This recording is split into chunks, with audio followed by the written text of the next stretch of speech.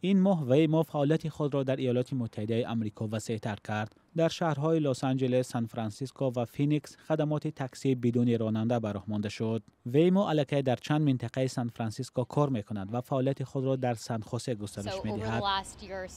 تقریباً یک سال اخیر ماشین‌های ما بدون حضور راننده در شهرهای فینیکس، سان فرانسیسکو و لس آنجلس حرکت می‌کردند. اکنون ما مسافران را در این ماشین‌ها قبول می‌کنیم. نماینده شرکت میگوید که همراه با ناظرانی راه و خدمات امنیت محلی قاعده‌های نوی حرکت در راه‌های بزرگ را ترتیب دادند و ما همچنین خدمات رابط تاکسی را در مینیاپولیس، تامپا و اورلیان نو به راه می‌ماند. شرکت همچنین به استفاده این گونه ماشین‌ها در میامی شروع کرده است. ویمو نقشه دارد که خدمات رابط تاکسی‌ها را هفته‌های آینده در دیگر شهرهای آمریکا راه اندازی کند. ویمو شرکت زیرتابع الفانت است که مالک گوگل می باشد. معلومات‌های اخیر نشان می‌دهد که توجه به ماشین‌های بدون راننده بیشتر می‌شود.